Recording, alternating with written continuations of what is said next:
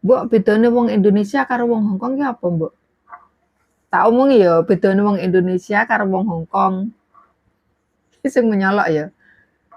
Nek wong Indonesia kuwi ya wong lanang ya, kuwi nek kon blonjo-blonjo tuku sayur ngono lho, isin. Jarang-jarang. Ya tau jarang pura. Ayo ngakoni wong lanang Indonesia jarang pura ning kene mbok ya ning ndi-ndi wis pandangan biasa ngono kuwi tuku sayur ngono wis biasa wong lanang. Masak, resik-resik omah wis biasa ngono kuwi lho. Wong wedok malah ora, wong wedok kuwi lho diratukan nek ning Hongkong kuwi. Meneh wong tuwek, wis tuwek, wis tuwir-kiwir lho lho. Mbok wis lakune wis tunuk-tunuk ngene lho, tangane sik bergandengan tangan karo bojone, kuwi suwetiane pol karo bojone. Ngene ndahno nek ning Indonesia apa ya ngono.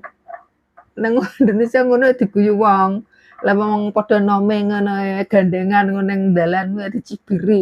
Lah guayane pake manten anyar gandengan nek wis tuwir ya sil ya. Iya pera. Padahal asline ngono apik lho bolo. Lanang wedok suami istri kuwi harus saling menyayangi, gandengan tangan. Kan ketok apik to. Delokane ki apik, ayem, adem.